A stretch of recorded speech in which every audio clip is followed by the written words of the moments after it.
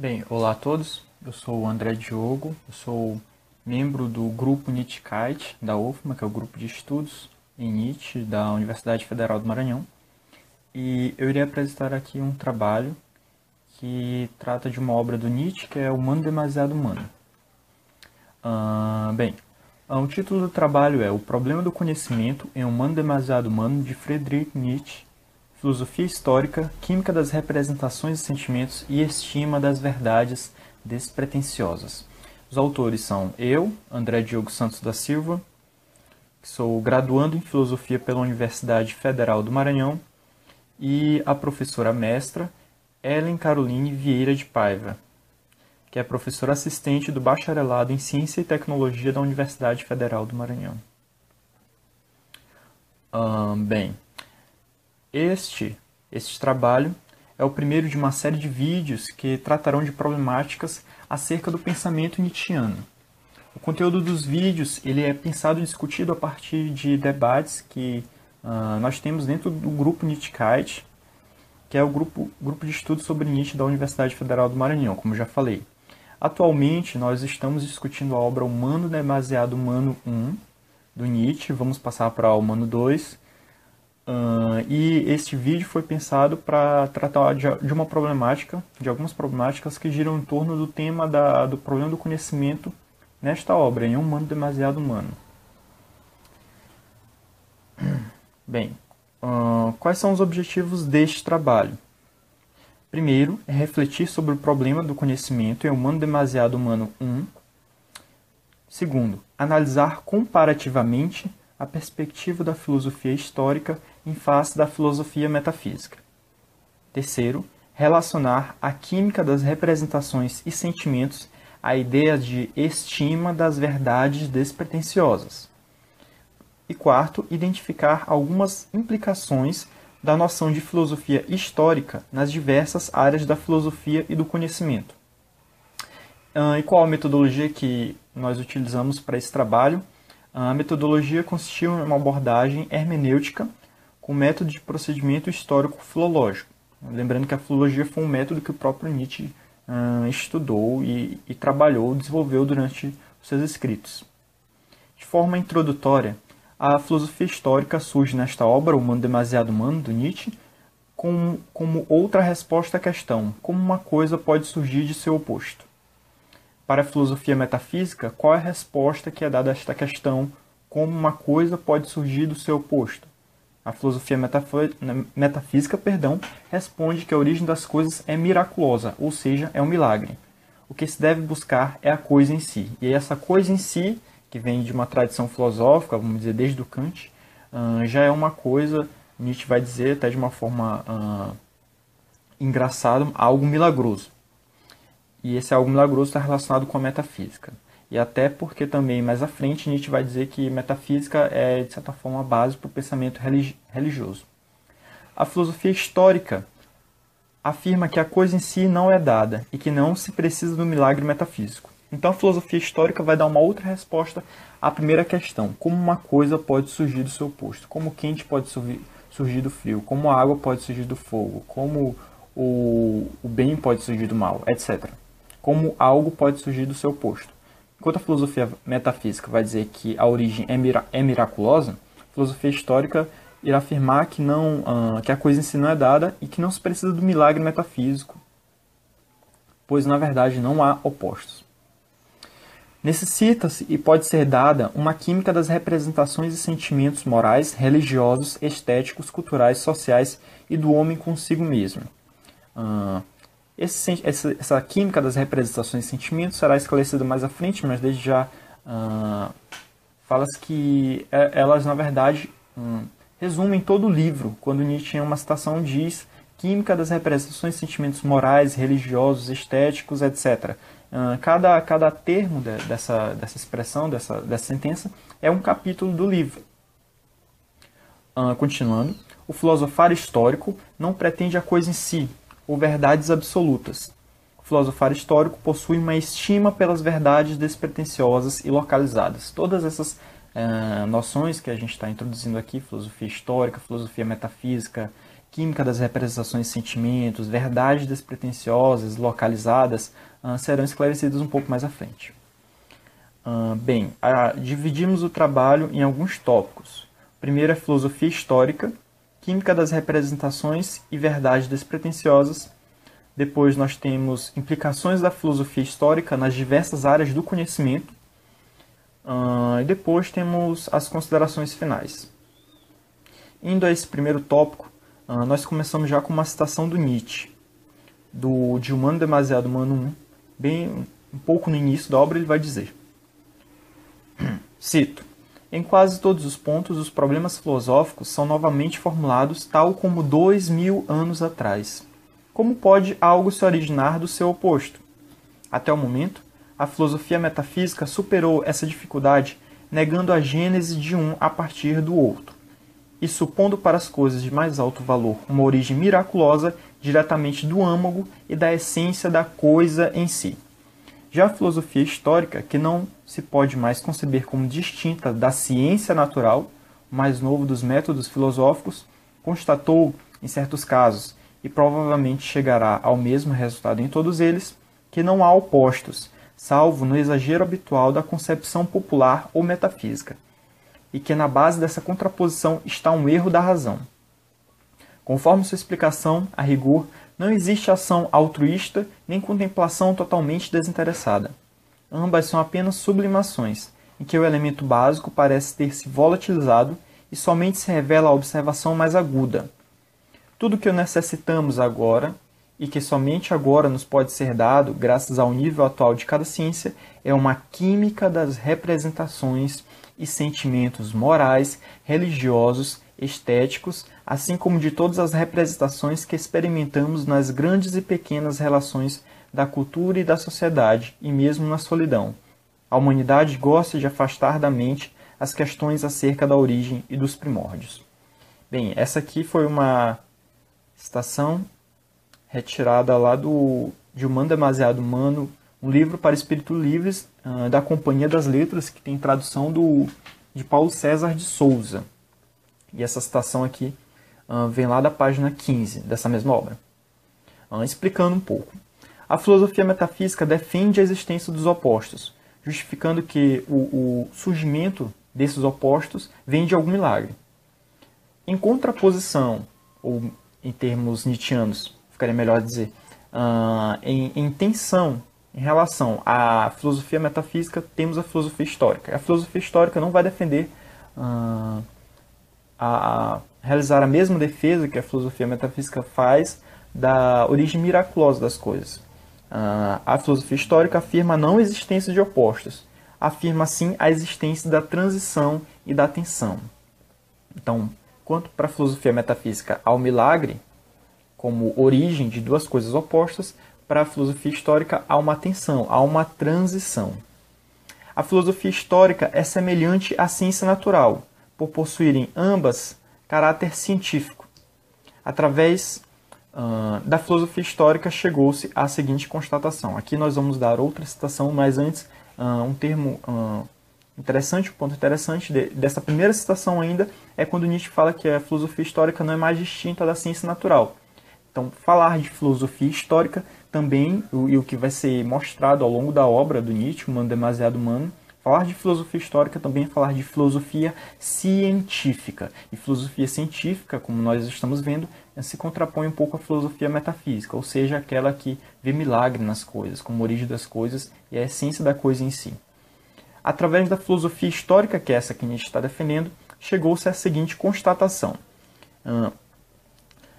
Em Humano Demasiado Humano 2, que é uma obra publicada poucos anos depois do 1, Nietzsche vai complementar, de certa forma, aquilo que já está em Humano 1, mas nós trouxemos aqui apenas uma citação que complementa aquilo que está sendo falado, ou seja, em relação a que a filosofia histórica não defende os milagres, mas sim a transição, a tensão.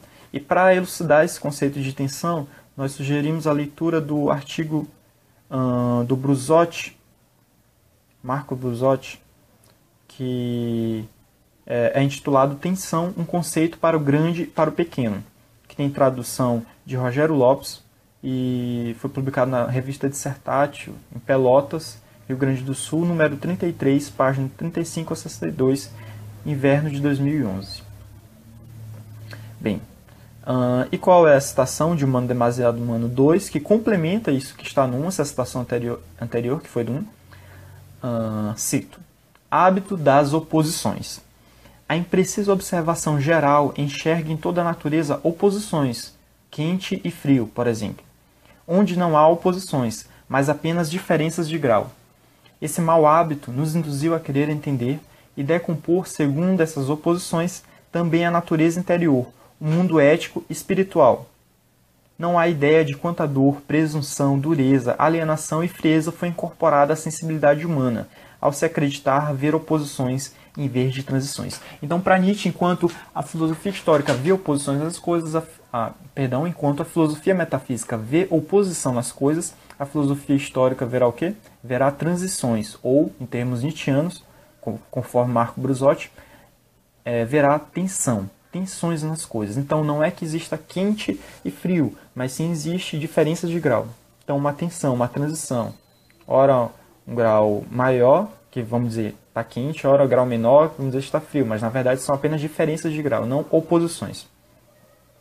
E essas oposições que, vamos dizer, estão no âmbito científico também são levadas, conforme a nossa situação aqui, para o lado ético-espiritual. Então o sujeito começa a se ver não como uma pessoa que transita e que muda a cada dia, vamos dizer assim, mas sim como uma pessoa boa ou uma pessoa má.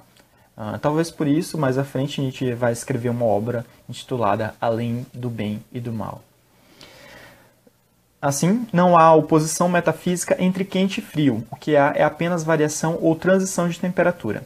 A explicação para o quente e o frio, em vez de vir metaforicamente de Deus da água e de um Deus do fogo, que na origem dos tempos travaram uma batalha, vem da observação científica. A temperatura é o que existe realmente. Doravante, em Nietzsche, as explicações da filosofia histórica, que encontraria outra explicação em vez da oposição, tal como se viu no exemplo da temperatura, ganham força em relação à filosofia metafísica. Então Nietzsche vai começar a defender a filosofia histórica para, de certa forma, criticar a filosofia metafísica. E ele critica a metafísica exatamente nesse ponto da existência dos opostos, que terá implicações inclusive éticas, como ele falou. A dialética, criticar a oposição metafísica também criticar a dialética, enquanto método filosófico, método de busca do conhecimento filosófico. Desde Platão, Aristóteles, nós temos a dialética. Um outro exemplo disso é até o meio termo aristotélico, né? Então não é fazer o bem ou o mal, mas fazer o meio termo, vamos dizer assim. Então, até o para além do bem e do mal do Nietzsche criticaria um pouco isso também. Então, não é como se o meio termo ele tivesse, logicamente, entre os dois opostos, né? Mas, de certa forma, ele reduz tanto um quanto o outro. É necessário buscar um terceiro termo, um para além. Então, quando Nietzsche critica a oposição, que provém da metafísica, ele está criticando também a dialética. Então, até é perigoso falar de dialética dentro do pensamento nietzschiano. O que nós vemos quando, em algumas interpretações da primeira fase do Nietzsche, lá do Nascimento da Tragédia, que trata do Dionisíaco do Apolíneo, fala que tem uma oposição. Não é oposição, porque se você estiver falando de oposição, você vai estar falando também de dialética dentro do pensamento nietzschiano. E, na verdade, o que é uma tensão, é uma transição. Ora está no Apolíneo, depois transita para o Dionisíaco e vice-versa. E até ele vai usar a metáfora lá dos sexos, da procriação dos sexos também. Bem, voltando aqui ao Humano Demasiado Humano, a dialética ainda está dentro da crença metafísica em opostos. Nietzsche afirma: a antítese é a porta estreita que o erro mais gosta de usar para introduzir na verdade. Antítese aqui lembrando um pouco Hegel, o próprio Kant também, mas principalmente Hegel, lá da tese, síntese e antítese, que trabalha um pouco já nessa noção de dialética, né? Então tem uma tese que vai ser contraposta por uma síntese, depois vai ter uma antítese que se transformará em uma nova tese. Então, esse jogo dialético também é criticado por Nietzsche. Esse jogo dialético também faz parte ainda de uma filosofia metafísica. Isto que eu acabei de falar, cito: A antítese é a porta estreita que o erro mais gosta de usar para se introduzir na verdade. Tá fecha a citação, está naquela obra que eu falei, na edição que eu falei de Um Mundo Demasiado Humano, da Companhia das Letras, na página 124. A metafísica tem origem na crença que os homens primordiais tinham, durante seus sonhos, de um segundo mundo real. Então, vamos estudar um pouco mais o que é a metafísica, né? Que Nietzsche vai tentar criticar. Como ela tem origem? A metafísica, para Nietzsche, ele começa a falar que tem origem, de certa forma, nos homens primordiais, nos primórdios da humanidade. Principalmente quando os homens sonhavam de um mundo diferente do mundo real, que mais à frente, no pensamento filosófico, vai ser chamado de mundo ideal, mundo das ideias, o mundo perfeito. As explicações que a metafísica dá para a natureza são tais como as interpretações que a Igreja realiza sobre a Bíblia, através de uma interpretação divina. Então, essa explicação metafísica que é dada para a natureza, que tem origem lá nos primórdios da humanidade, que homens imaginavam um outro mundo diferente do mundo real, ou seja, imaginavam um mundo nos sonhos. Essa explicação metafísica também terá origem na própria interpretação da natureza. E essa interpretação da natureza é feita como a Igreja interpreta a Bíblia, ou seja, a partir de algo que se chama inspiração divina, a partir do sopro divino, a partir do pneuma também. A análise filológica da Bíblia seria um exemplo de uma interpretação mais científica, e não pneumática. Pneumática aqui está no sentido de pneuma, que é do sopro, ou sopro divino, do santo. Então, a análise filológica estará, de certa forma, em relação, se contrapondo, em tensão, em contraposição, dará uma outra forma, uma nova visão da própria Bíblia. Enquanto a Igreja realiza uma interpretação de base metafísica, ou seja, do sopro divino sobre a Bíblia, a análise filológica ela se concentrará sobre pontos mais específicos, mais científicos, mais restritos, mais históricos também. Além disto, toda conclusão sobre o fenômeno a partir da coisa em si, o que é feito pela metafísica, foi provado pela ciência como errônea. Nenhum fenômeno é físico. Cada fenômeno veio a ser. A coisa em si é vazia de significado. Foi o que mostrou o novo conhecimento. E qual é esse conhecimento? A ciência. Então, a filosofia metafísica, além de defender a existência dos opostos, também vai defender que o fenômeno tem uma essência, tem uma coisa em si. E a ciência irá provar que, na verdade, o que há são transições, são tensões. Nenhum fenômeno é fixo. Não pode haver nenhuma rigidez, nenhuma certa unidade, no sentido de inflexibilidade mesmo, de ausência de movimento. Filosofia histórica, enquanto negadora da existência de opostos, conota também uma forma de ciência, que já foi afirmado anteriormente. Por isto se fala em uma química das representações e sentimentos morais, religiosos e estéticos. Química enquanto ciência que estuda as transformações da matéria. Assim, investigam-se as transformações que a moral, a religião, a arte, a política, a ciência, a filosofia apresentaram ao longo do tempo. Então, falar de uma química das representações e sentimentos. O que Nietzsche queria expressar quando ele fala química das representações e sentimentos? Né? Bem, eu sei que para dentro dos químicos, próprios estudiosos da química, né, também é um pouco difícil conceituar a química, assim como para a gente da filosofia também é difícil conceituar a filosofia. Mas, em geral, tem-se que a química estuda as transformações da matéria. A matéria e as transformações dela. Então, é mais ou menos nesse sentido que o Nietzsche também quer falar de uma química das representações de sentimentos morais, estéticos, religiosos, políticos. Então, ele quer, na verdade, discutir como esses sentimentos eles foram se transformando e como eles acontecem. Ou seja, não é observar a política como algo divino ou como algo metafísico, mas sim observar como ela foi se desenvolvendo historicamente. Ou seja, as transformações da política ao longo do tempo. Exemplo disso, Maquiavel. Vamos dizer. Bem, através da filosofia histórica também se verifica que não há fatos ou verdades eternas. Como já foi falado, não existe o fenômeno em si, a coisa em si, a essência. Tudo veio a ser. Os filósofos necessitam, assim, possuir sentido histórico em suas obras. A arrogância metafísica de buscar verdades absolutas, universais, é substituída por uma nova virtude, a virtude da modéstia.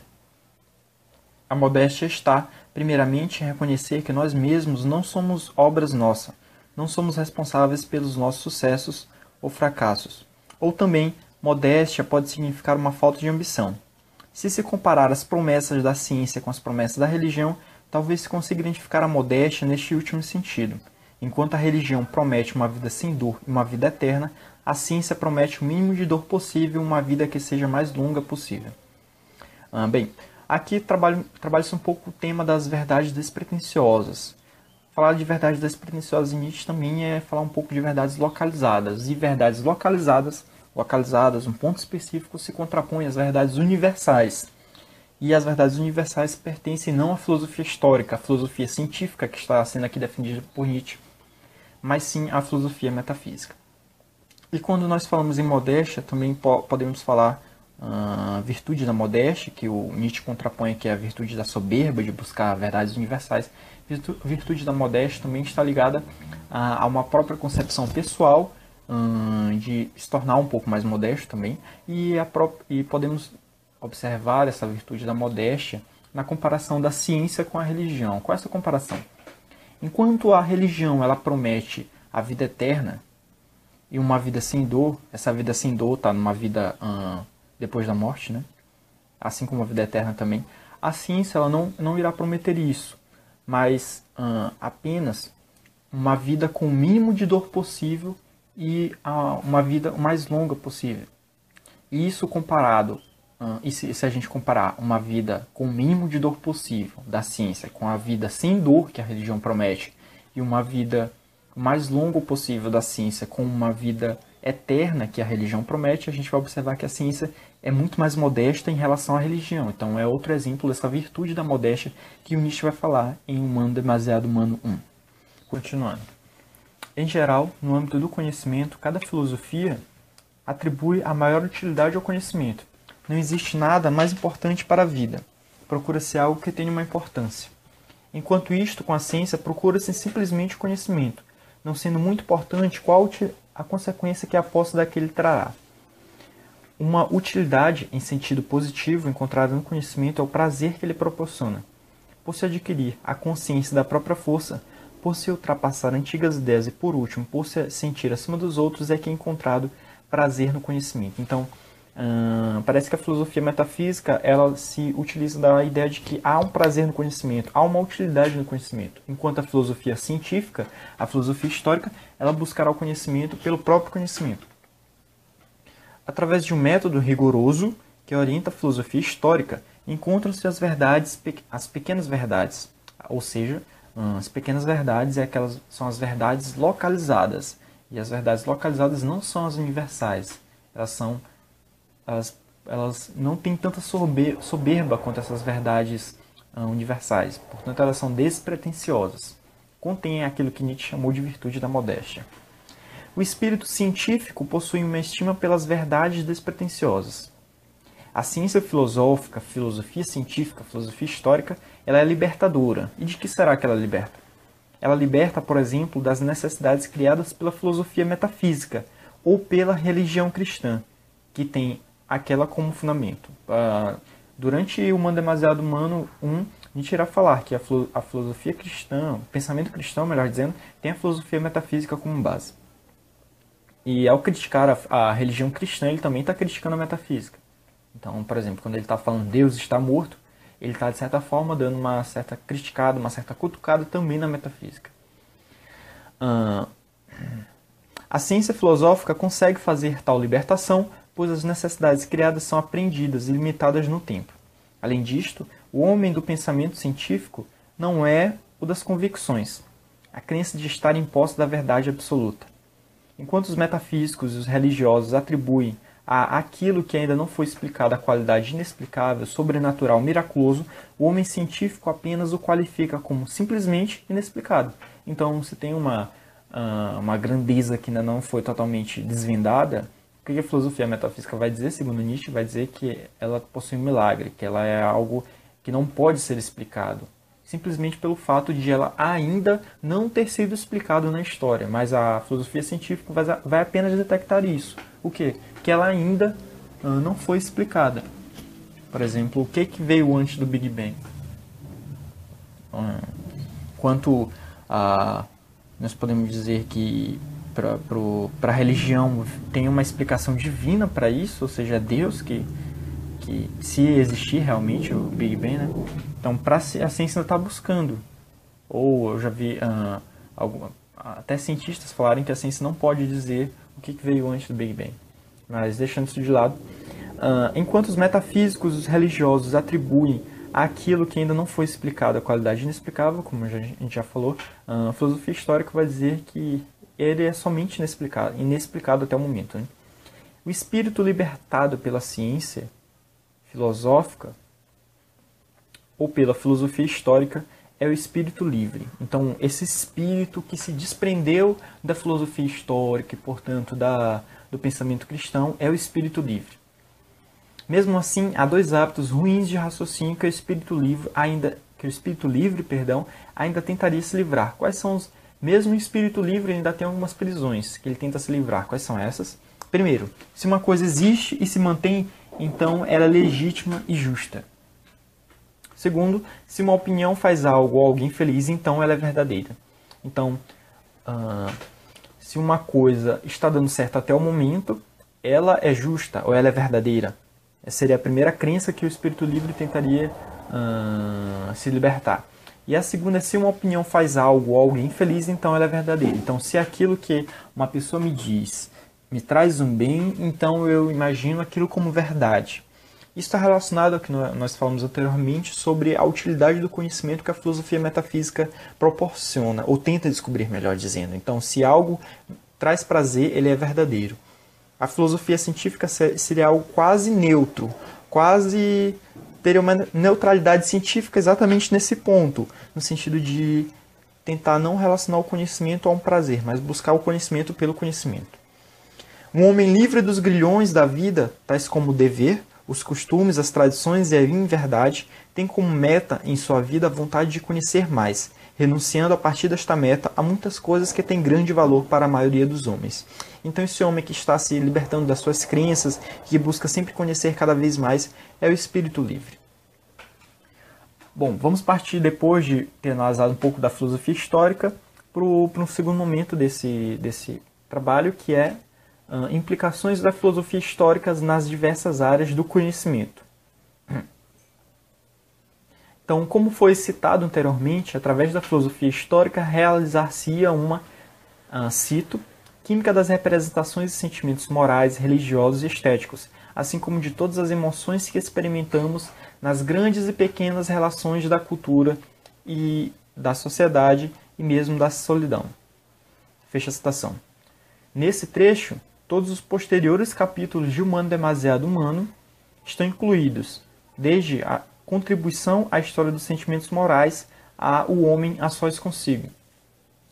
Então, quando na citação diz uma química das representações de sentimentos morais, a gente já poderia relacionar isso com um dos primeiros capítulos da obra, que é Contribuição à História dos Sentimentos Morais.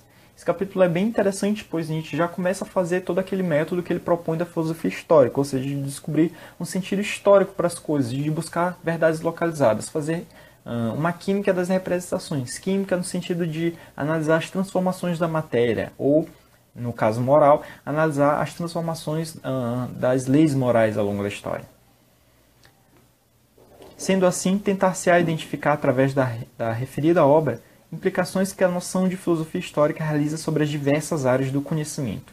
Então, a partir dos primeiros capítulos, cada capítulo vai trazer uma área do conhecimento humano. Então, vai ter o capítulo que vai falar sobre estética, vai ter o capítulo que vai falar sobre política, vai ter o capítulo que vai falar da mulher, e que vai tratar um pouco também da sociedade.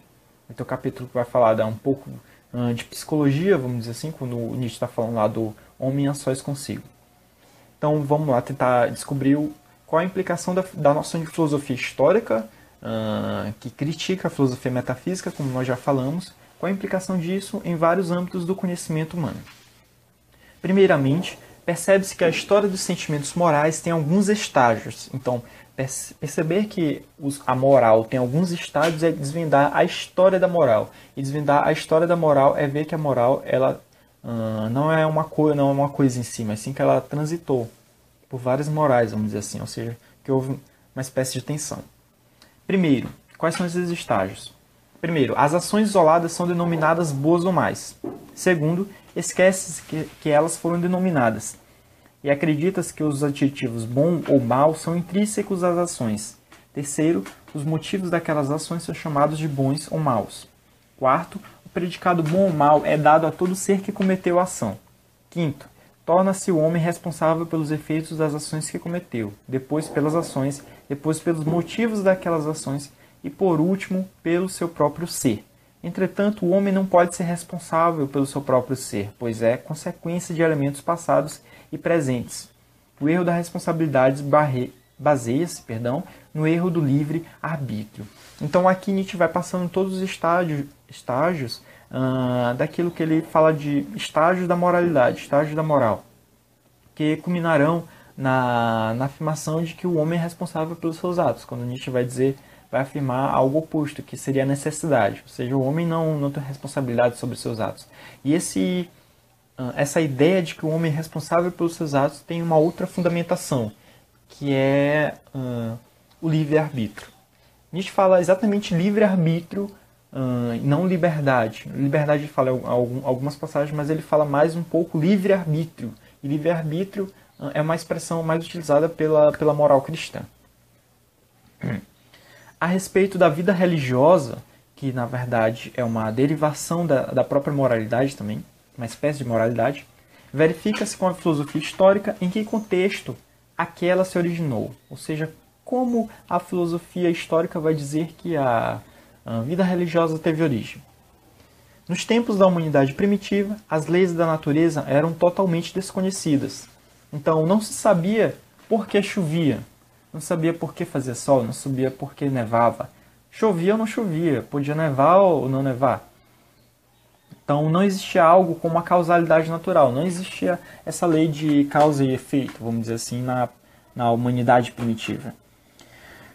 Foi neste tempo que o culto religioso teve origem, utilizando-se do mistério e do desconhecimento que havia sobre a natureza. Então, se eu não sei qual a origem do fogo, qual a origem da água, qual a origem da chuva, vou começar a atribuir origens miraculosas, e daí vai se originar a religião, a vida religiosa. Então eu vou começar a falar do Deus Fogo, do Deus Água, e criar a partir daí diversas divindades. Bem, a química dos sentimentos estéticos, depois da gente passar pela moral, de ver qual a influência da filosofia histórica na moral, qual a influência da filosofia histórica na religião, vamos partir para a estética agora.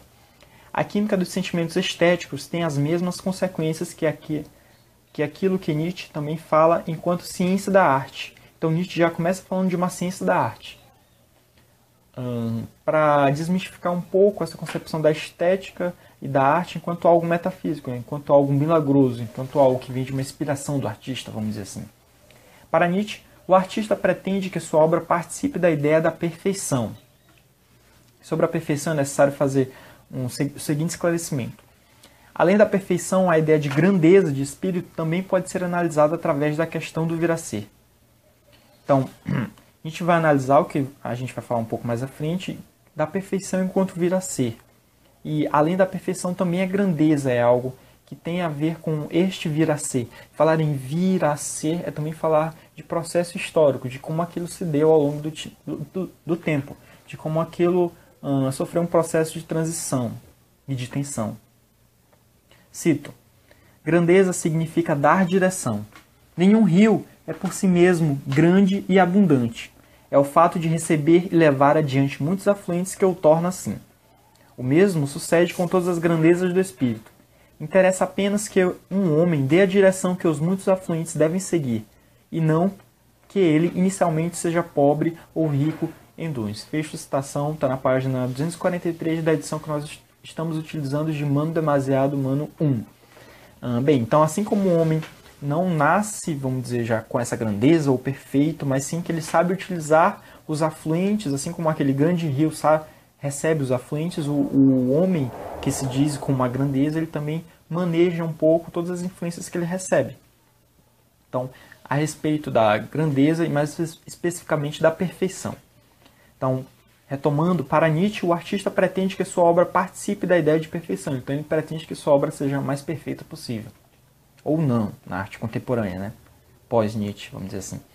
Diante do que parece perfeito, acredita-se que a questão do vir a ser não existe, afirmando-se apenas uma origem milagrosa para aquela perfeição. Então, nós vamos dizer que a origem daquela obra de arte, uma determinada obra de arte, foi a inspiração do artista, não de um vir a ser. A ciência da arte alerta que, por mais que a obra seja a mais bela possível, ela veio a ser, de alguma forma. Além da crença na perfeição e não no vir a ser, a ciência da arte também verifica que muitos artistas acreditaram em erros religiosos e filosóficos do passado da humanidade. Então, essa concepção da estética, que fala de uma perfeição, que defende a ideia de perfeição e não do vir a ser, também se baseia em algo, inclusive, religioso e, portanto, metafísico, acerca da origem miraculosa das coisas. É a ciência que aponta estes erros, enquanto aqueles artistas acreditavam que estes erros eram verdades absolutas. Por isto, Nietzsche afirma: o homem científico é a continuação do homem artístico. No sentido de, já Nietzsche, durante a própria obra, né, ele não faz muito essa divisão, ou melhor, ele começa a de certa forma, mesclar os pensamentos, ciência, arte, religião, filosofia, e a relação que ele faz é a seguinte: o homem científico é a continuação do homem artístico. Não no sentido positivista, mas num sentido de transição e de que o homem científico, ele de certa forma contém o homem artístico. Em se tratando de questões da cultura, a filosofia histórica desenvolvida por Nietzsche constata a existência da cultura superior e da cultura inferior, ou de outra maneira, da cultura forte e da cultura fraca, ou ainda do espírito cativo e do espírito livre. Bem, depois da gente passar pelas implicações na moral, na religião e na estética, vamos analisar também quais as implicações da filosofia histórica na cultura. Então, já começa falando que vai se tratar um pouco da oposição, da tensão, melhor dizendo, entre cultura fraca e cultura forte.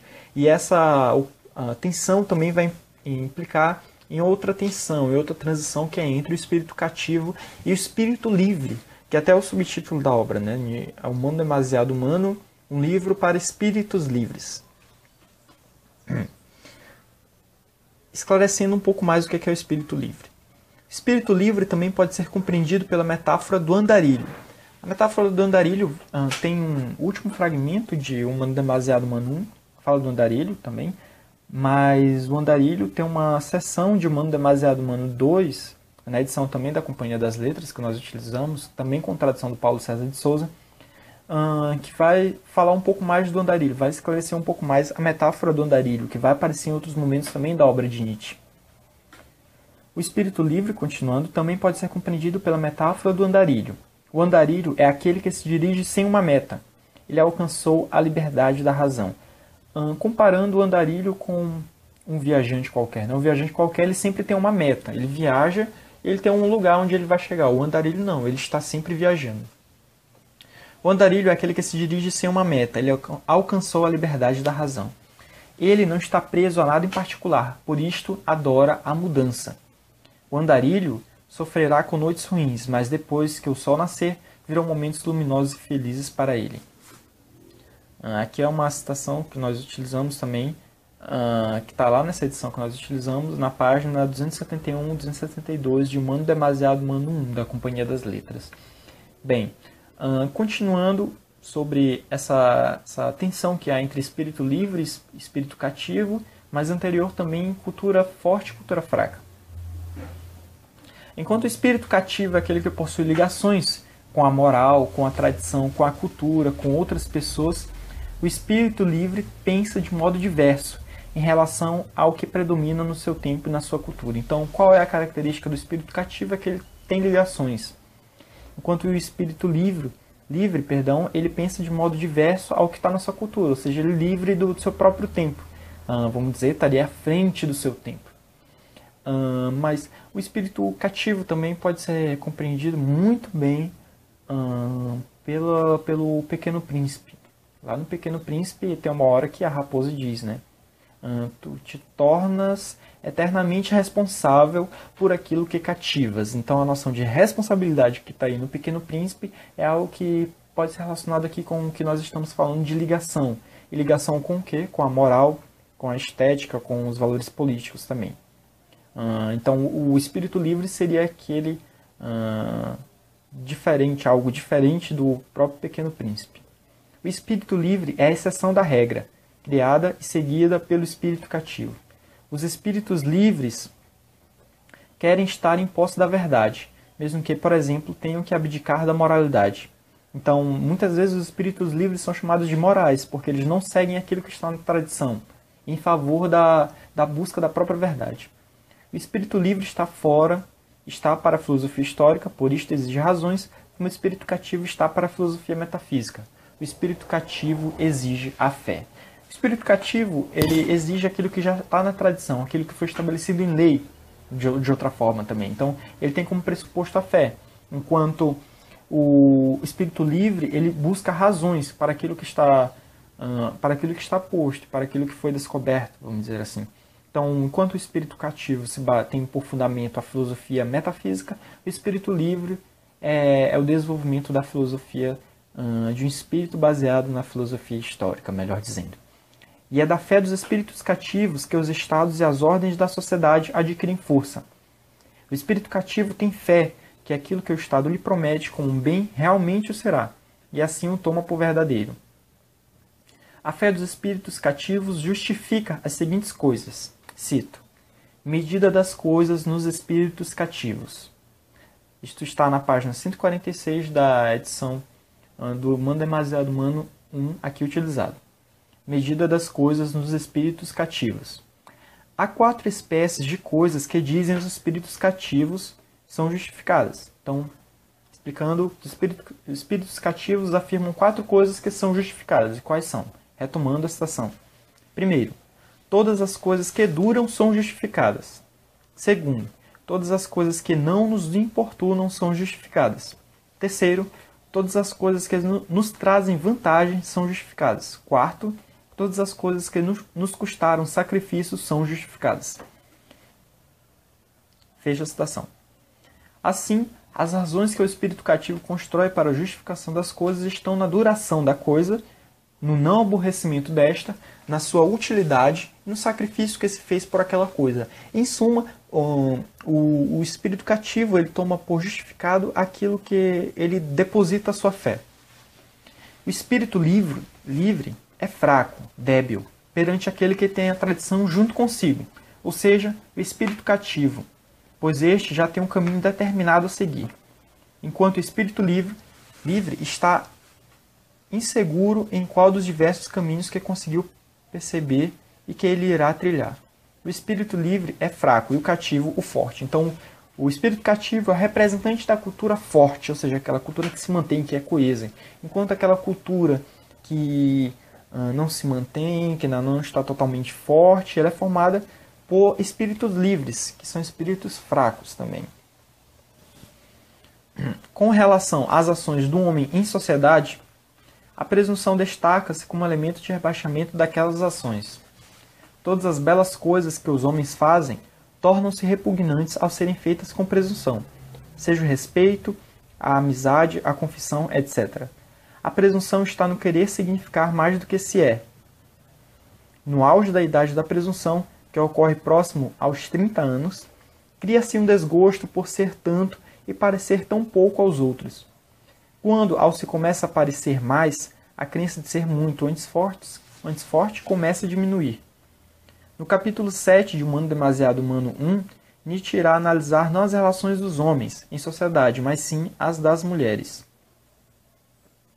E aqui a gente explica que homens, nesse contexto, se refere àquelas pessoas do sexo masculino, não homens no sentido geral de seres humanos. Com referência ao primeiro sentido, Sócrates, segundo Nietzsche, foi um exemplo de espírito livre. Então, quando a gente fala lá de espírito livre, e Nietzsche vai analisar mais à frente as mulheres, o espírito livre, dado um exemplo, seria Sócrates. O espírito cativo seria a mulher de Sócrates, Xantipa, por exemplo. E Nietzsche vai generalizar, falar que a maioria das mulheres, ou melhor, que algumas mulheres, perdão, representam o espírito cativo. E ele vai explicar isso por quê. A mulher está ligada às relações sociais e, portanto, ela é um espírito cativo, contrário ao espírito livre. Outra diferença da mulher em relação ao espírito livre é constituída pelo tema da felicidade. Enquanto o espírito livre fica feliz em não ser servido, a mulher se alegra em servir. Aí, de certa forma, Nietzsche vai abrir margem para muitas críticas de âmbito feminista nesse ponto, né? Ao dizer que, enquanto o espírito livre fica feliz em não ser servido, a mulher se alegra em servir. Com relação às relações do homem à sociedade, as implicações da filosofia histórica sobre as relações do homem à sociedade, ou seja, sobre o próprio âmbito social, para Nietzsche é necessário manter uma certa distância daquele com a qual se relaciona, para aquilo que este tem de mais precioso seja preservado. É uma citação até bonita do Nietzsche, que ele fala quando a gente está em relação com uma outra pessoa, né? Então, não é exatamente um modo de dever ser que Nietzsche está estabelecendo, mas um certo cuidado, até no modo de relacionar com as pessoas, o que vai implicar até numa retidão maior, ou seja, no manter-se consigo mesmo um pouco mais. Isso vai ser ilustrado um pouco mais pela citação. Está na página 210 de Humano Demasiado Humano 1. Cito. Próximo demais. Se vivemos próximos demais a uma pessoa, é como se repetidamente tocássemos uma boa gravura com os dedos nus. Um dia teremos nas mãos um sujo pedaço de papel e nada além disso. Também a alma de uma pessoa, ao ser continuamente tocada, acaba se desgastando. Ao menos assim ela nos aparece afinal.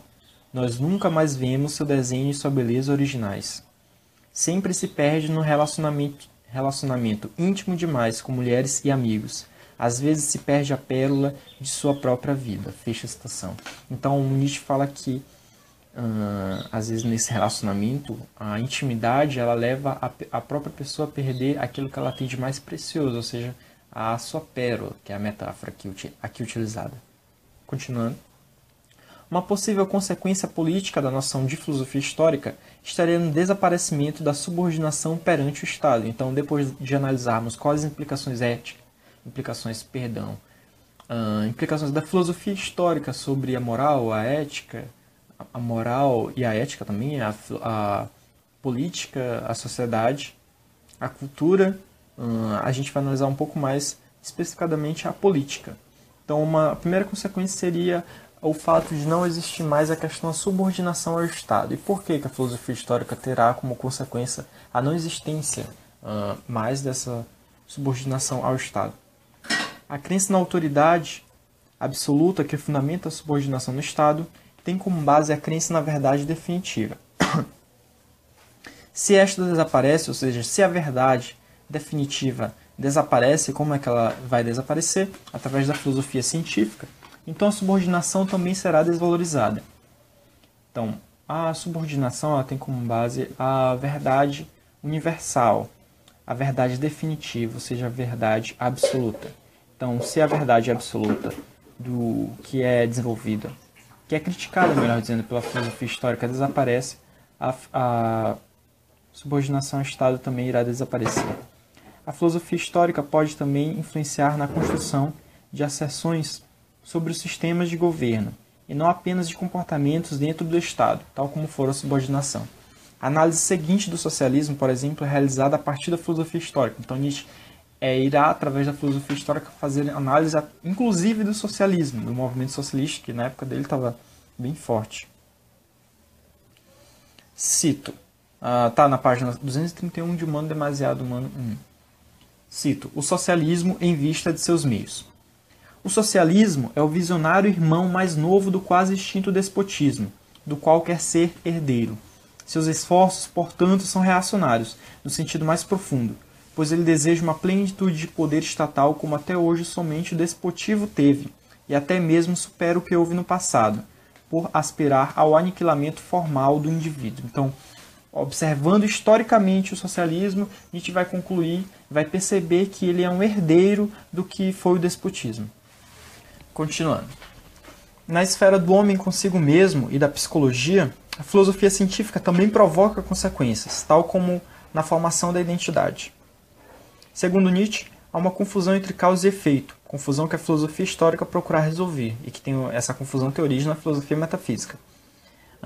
E qual é essa confusão entre causa e efeito? Há uma confusão entre causa e efeito na busca daqueles que procuram princípios e teorias que se adequem e pareçam criar o temperamento deles. Na verdade, é o caráter que determina aqueles princípios, não o contrário. Assim diz a filosofia histórica. Então, muitas pessoas em geral buscam teorias que afirmam o seu caráter. Mas, na verdade, o que está vendo é o contrário. Não das teorias determinarem o seu caráter, mas sim do caráter determinar a própria teoria. É um desdobramento desta consequência, a formação do eu, da consciência e da identidade. A filosofia metafísica quis estabelecer o eu como algo fixo e eterno. Através de senso histórico, entretanto, aquele estabelecimento pode cair por terra. Comumente, com base na metafísica, é denominado de espírito filosófico aquele que alcança uma única visão sobre as coisas. Entretanto, cada coisa traz uma maneira própria de ser vista, o que sugere que seria mais interessante não realizar aquela uniformização. Como consequência, observar-se-ia a si mesmo como algo instável e não fixo. Então, qual é a consequência da filosofia histórica sobre a filosofia metafísica? Que é o próprio eu não vai ser mais visto como algo inerte, como algo imóvel, como algo fixo, como uma essência, como algo que representaria uma coisa próxima da coisa em si. Mas sim como algo que é sujeito a transições, a tensões, a mutações, que está sempre em mudança. Entretanto, depois de observar diversas implicações da filosofia histórica em relação às diversas áreas do conhecimento, talvez se possa afirmar que a maior implicação que aquele novo tipo de conhecimento, ou seja, que a filosofia histórica oferece, é uma nova significação para a vida. A justificação para a vida doravante está na busca do conhecimento. Enquanto lá na primeira fase, no nascimento da tragédia, Nietzsche vai falar de uma justificação estética do mundo, aqui está quase em uma justificação epistemológica. Justificação epistemológica da vida. No sentido de que é o conhecimento que justifica a vida. Vou utilizar aqui uma citação da página 179 e da página 180 de Nietzsche. Uma citação um pouco longa, mas que ilustra bem isso, dessa justificação epistemológica, ou seja, do conhecimento para a vida. Avante. Assim, avante no caminho da sabedoria, com um bom passo, com firme confiança. Seja você como for, seja sua própria fonte de experiência. Livre-se do desgosto com seu ser, perdoe a seu próprio eu, pois de toda forma você tem em si uma escada com 100 degraus, pelas quais pode ascender ao conhecimento. Não menospreze ter sido religioso. Investigue plenamente como teve um genuíno acesso à arte. É preciso ter amado a religião e a arte como a mãe e a nutriz. De outro modo, não é possível se tornar sábio. Igualmente, você deve familiarizar-se com a história e o cauteloso jogo dos pratos da balança, de um lado e de outro. Está em suas mãos fazer com que tudo que você viveu, tentativas, falsos começos, equívocos, ilusões, paixões, seu amor e sua esperança, reduzas inteiramente a seu objetivo. Este objetivo é tornar-se você mesmo a cadeia necessária de anéis da cultura, e desta necessidade inferir a necessidade na marcha da cultura em geral. Quando seu olhar tiver se tornado forte bastante para ver o fundo na escultura fonte de seu ser e de seus conhecimentos, talvez também se tornem visíveis para você, no espelho dele, as distantes constelações das culturas vindouras. Você acha que uma vida como essa, com tal objetivo, seria árdua demais, despida de coisas agradáveis? Então não aprendeu ainda que não há mel mais doce que o do conhecimento. A mesma vida que tem seu auge na velhice, tem seu auge na sabedoria, no suave fulgor solar de uma constante alegria de espírito. Ambas, a velhice e a sabedoria, você as encontra na mesma encosta da vida. Assim quis a natureza. Então é chegado o momento, e não há por que se enraivecer de que a névoa de morte se aproxime, em direção à luz, o seu último movimento, um grito jubiloso de conhecimento, o seu último som. Fecho citação. Depois disso, nós vamos passar para as considerações finais. Bem, A filosofia histórica, aqui trabalhada com a ideia de química das representações e sentimentos e com também a noção de estima das verdades despretensiosas, mostrou-se uma nova forma de abordar o problema do conhecimento, diferentemente daquela que foi criticada, que foi a filosofia metafísica. Enquanto a filosofia metafísica defende a existência de opostos e uma origem miraculosa para a existência destes, e defende ainda a filosofia metafísica, ela defende a coisa em si e as verdades eternas, a filosofia histórica, por outro lado, e também filosofia científica, trata da ideia de transições, em vez de opostos, do vir a ser e da estima das verdades despretensiosas, que fazem frente às verdades universais. E também a filosofia histórica trata da virtude da modéstia, que se contrapõe à soberba das verdades universais da filosofia metafísica. O espírito liberto pela filosofia da história, pela filosofia histórica ou pela filosofia científica, em relação à filosofia metafísica, é o espírito livre. Posteriormente, verificou-se algumas implicações da filosofia histórica em certas áreas do conhecimento humano, tais como moral, religião, estética, cultura, sociedade, política, psicologia. Conseguiu-se ainda perceber que em Um Mundo Demasiado Humano, no caso, uma nova justificação para a vida é formulada, com o conhecimento como elemento justificador, ou seja, uma justificação epistemológica para a vida.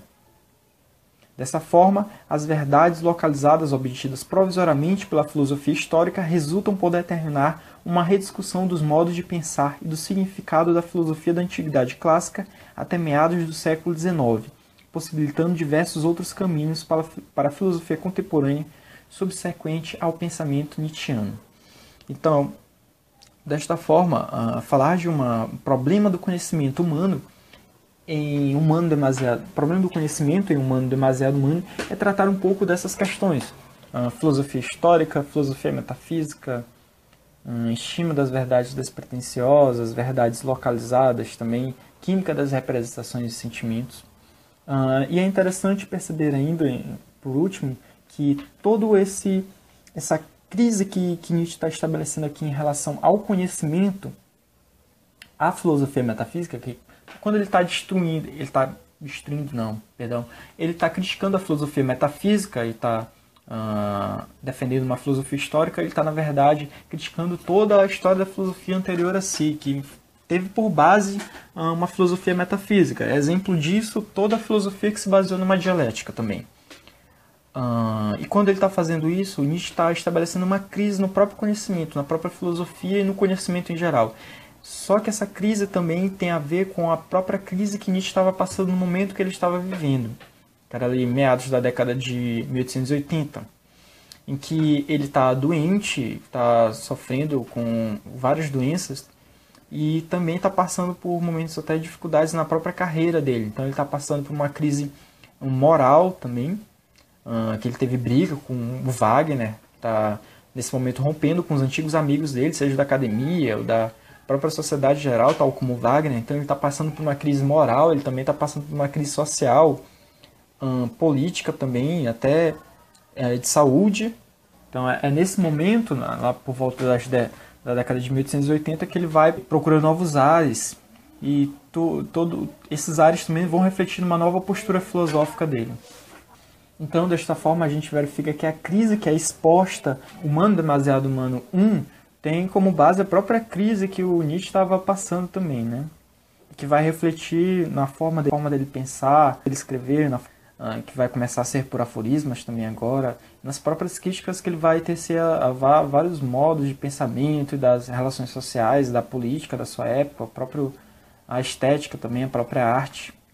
Então, desta forma, a gente percebe que O Mundo Demasiado Humano, no caso 1, que é o que a gente trabalhou aqui, foi uma obra de transição, de tensão no pensamento nietzschiano, que contemplou aquilo que começou a ser o pensamento, de certa forma, mais original dele mesmo. Porque na primeira fase ele ainda estava quase subordinado às filosofias de Schopenhauer e ao wagnerianismo também. Então, desta forma, conclui-se afirmando que toda esta crise que Nietzsche vai relatar em Um Mundo Demasiado Humano tem por base o problema do conhecimento, que foi o que nós tentamos relatar em alguns pontos, identificar e compreender como esse problema do conhecimento se desenvolveu que a gente percebeu que foi através principalmente da contraposição, da tensão, melhor dizendo, entre filosofia histórica e filosofia metafísica, e quais as implicações dessa tensão e da defesa de uma filosofia histórica em relação às várias áreas do conhecimento humano. É isso, obrigado pela atenção.